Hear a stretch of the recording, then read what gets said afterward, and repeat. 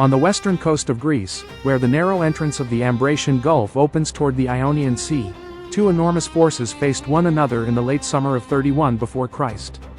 Hundreds of warships waited on the water. Tens of thousands of soldiers stood nearby on land. Rome had known civil war for decades, but what was about to happen here would decide something greater than another victory between rival generals. The Battle of Actium would remove the last military alternative to Octavian's rule and open the road toward a new political order that would transform Rome forever. To understand why the fleets gathered at Actium, we must return to the death of Julius Caesar.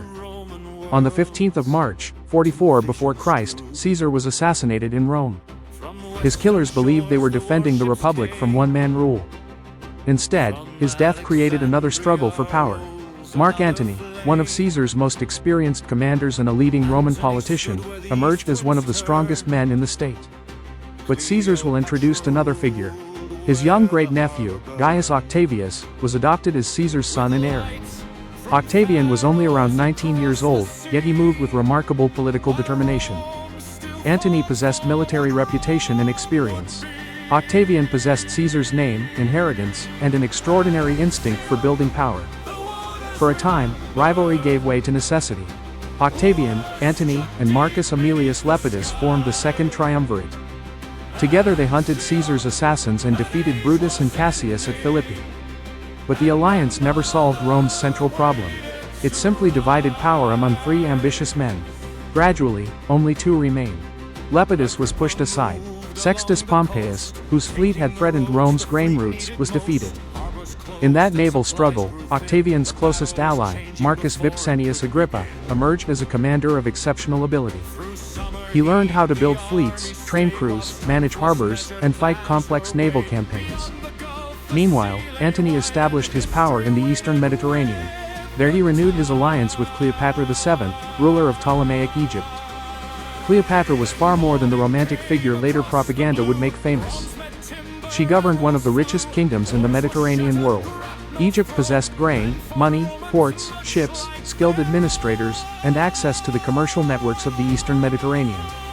Antony brought Roman military authority and experienced legions. Cleopatra contributed the resources of a powerful Hellenistic monarchy. Together, they created a formidable political and military partnership. For several years, Octavian and Antony still attempted to preserve cooperation. Antony even married Octavian's sister, Octavia. But the balance could not last. Antony's eastern campaigns brought mixed results. His invasion of Parthia ended badly. Later successes in Armenia restored some prestige, but his increasingly close political relationship with Cleopatra gave Octavian something extremely valuable, a powerful propaganda weapon. In Alexandria, Antony and Cleopatra publicly arranged royal honors and territories for Cleopatra and her children in the ceremony later remembered as the Donations of Alexandria. Caesarion, Cleopatra's son, was presented within the dynastic world of Caesar's legacy. For Octavian, this could be transformed into a terrifying political story. He portrayed Antony as a Roman leader who was abandoning Rome for an Eastern monarchy. Cleopatra was presented not simply as Antony's ally, but as a foreign queen threatening Roman interests. The reality was far more complicated. Antony still commanded Roman legions. Roman senators still supported him. His coalition was not an Egyptian army invading Rome. It was one side of a Roman civil war supported by the enormous resources of Ptolemaic Egypt and other Eastern allies. But Octavian understood that perception could be as powerful as military strength. When Antony divorced Octavia, the political bond between the two camps weakened further. Defectors from Antony's circle gave Octavian information about Antony's will, which was said to be kept in Rome under the protection of the Vestal Virgins. Octavian obtained the document and publicly used its reported contents against him, especially the claim that Antony wished to be buried in Alexandria. Whether every detail was represented fairly mattered less politically than the message Octavian created. Antony, he suggested, had chosen Cleopatra over Rome. Then came the decisive transformation. Rome did not formally declare war on Antony. War was declared on Cleopatra. A Roman civil conflict was reframed as a war against a foreign queen. Octavian could now present himself not merely as another Roman commander fighting another Roman commander, but as the defender of Italy and Roman order. Both sides mobilized. Antony and Cleopatra assembled an enormous coalition across the eastern Mediterranean. Ships and troops gathered through Ephesus, Samos, Greece, and the western coast of the Greek world. Their army included experienced Roman legions, cavalry, marines, archers, Ptolemaic naval forces, and contingents from allied kingdoms. On paper, it looked formidable. The fleet contained large Hellenistic polyremes, some of the biggest warships operating in the Mediterranean. These ships carried high fighting decks, soldiers, archers, missile weapons, heavy timber structures, and powerful bronze rams. But military strength is not measured only by how many ships exist. Ships require crews. Crews require food. Armies require water. Horses require fodder. And all of them require secure routes of supply. This was where Agrippa began to change the war. Rather than immediately seeking one spectacular battle against Antony's main fleet, Agrippa attacked the maritime system supporting it. He struck Methone on the Peloponnese, pressured shipping, operated around Patras and Leucas, and gradually reduced the number of safe positions available to Antony. This was not a magical blockade that sealed every route. It was something more realistic and more dangerous: sustained maritime pressure. Antony increasingly had to protect a large military system with fewer reliable options. At Actium, the problems intensified. His forces camped near the southern side of the entrance to the Ambracian Gulf. The location offered a protected anchorage, but conditions deteriorated. Disease spread. Desertions increased. Crews became harder to replace. Ancient accounts describe men being gathered from the surrounding region to fill rowing benches. Yet even then, some ships remained undermanned. A great fleet was becoming a fleet that could not fully use its own size. Some vessels were abandoned or burned. The best ships were selected for the coming operation. Antony still possessed powerful heavy warships, and his land army remained extremely dangerous, but his strategic freedom was narrowing. Then Octavian crossed into western Greece. He established himself on the high ground north of the Gulf, near the area where he would later found Nicopolis. From there, his forces could observe both the protected waters of the Gulf and the approaches toward the open sea. The same geography that had once protected Antony now threatened to trap him. Inside the Gulf stood his fleet. Outside waited Agrippa. Behind the fleet stood a large land army that had not been defeated. Antony now faced a critical decision. One possibility was to abandon the coastal position and move the army inland, seeking a land campaign where his legionary experience might offer advantages. Another was to fight at sea. A third was to use the fleet to break out, preserve the leadership, treasury, and part of the naval force, and continue the war from Egypt. The surviving evidence suggests that withdrawal toward Egypt had become an important part of the plan. The best ships were prepared. Valuable possessions and supplies were placed aboard. Most importantly, sails were kept with the fleet. That was unusual for ships expecting only a close-range naval battle, but essential for vessels hoping to escape into the open Mediterranean. Cleopatra retained a squadron of roughly 60 ships behind the main battle line. On the morning of the 2nd of September, 31 before Christ, Antony's fleet began moving out of the Ambracian Gulf. The heavy warships formed a strong line. Cleopatra's squadron remained behind them. Across the water, Agrippa's more maneuverable ships waited. Neither side immediately rushed forward. A direct frontal attack against Antony's largest vessels was dangerous. Their reinforced bows, high decks, marines, archers, and missile troops could make close combat costly. Agrippa needed space. His fleet began to extend its position. Antony's line responded. As the formations widened, the tightly packed strength of the heavy ships became harder to preserve. Then the battle began. Agrippa's lighter vessels could approach, attack, pull away, and strike again from another direction. Bronze rams threatened exposed hulls and banks of oars. Broken oars could cripple a ship even without sinking it. Antony's larger vessels answered with height and weight. Archers fired downward from elevated decks. Stones and other missiles crossed between ships. Iron grappling hooks seized approaching vessels. Marines fought at close range as ships became locked together. This was not a quick clash. The heavy ships resisted. Ancient descriptions make the battle sound less like a simple ramming contest and more like a series of floating fortresses under attack. Hour after hour, local battles developed across the line. Then came the moment that would define how Actium was remembered. A route toward the open sea appeared. Cleopatra's squadron raised its sails and moved through the gap toward the Ionian Sea.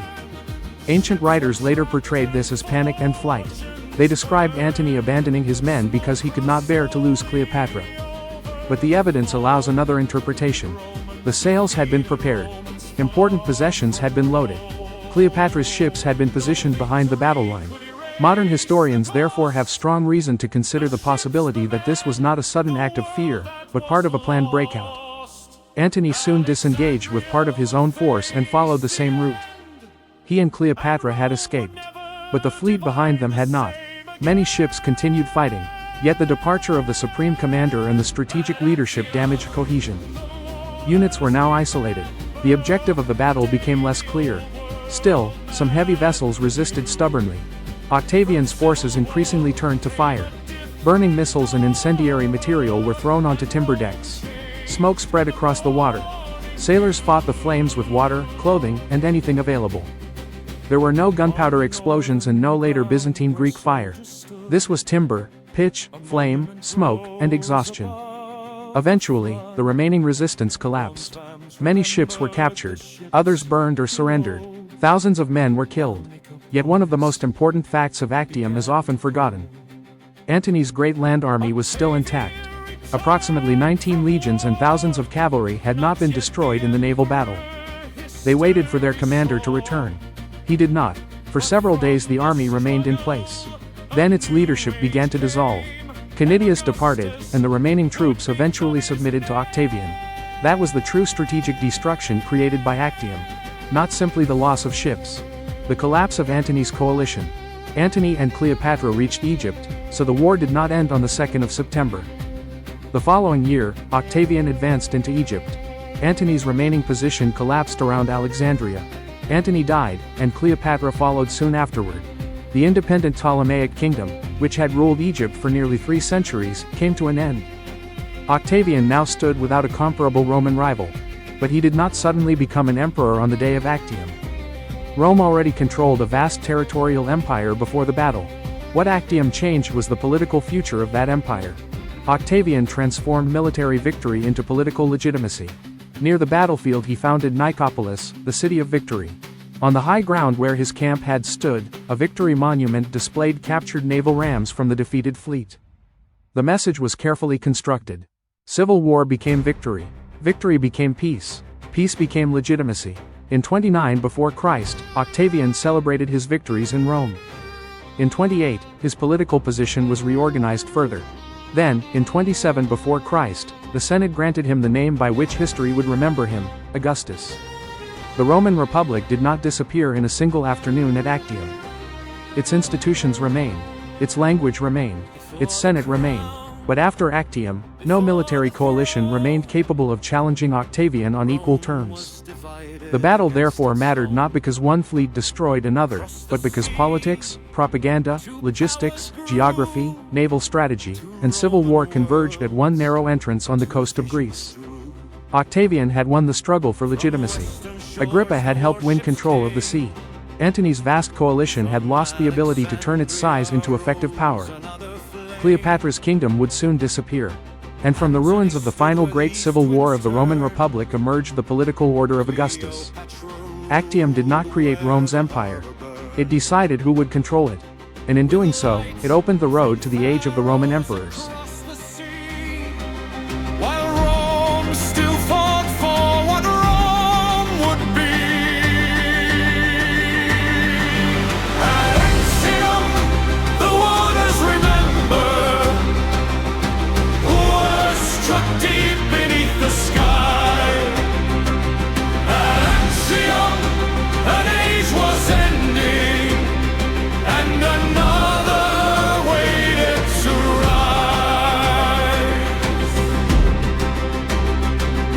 Agrippa moved along the coast, taking the roads the fleet needed most. Harbors closed and supplies grew thin. The battle was changing before it could begin. Through summer heat, the army stayed while strength was measured, plans were weighed. Beyond the Gulf, the sea lay wide, and history waited with the tide. Then morning came across the blue, bronze met timber, arrows flew. Oars were shattered, grapnels thrown, and fought Romans much like their own.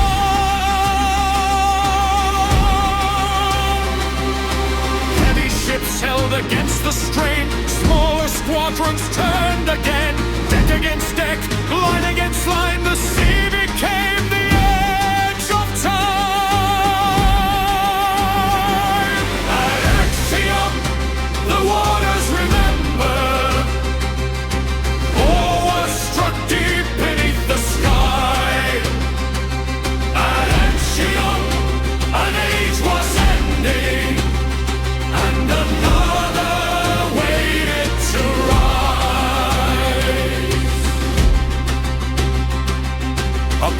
passage opened toward the sea. Cleopatra's squadron broke toward the free Ionian waters beyond the fight, as Antony followed from fading sight.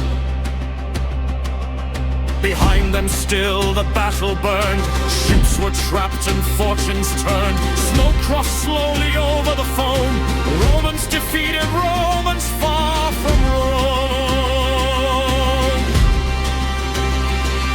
No victory could erase the cost. The ships, the men, the world that was lost. Alexandria would face the end, and Rome would never divide the same again.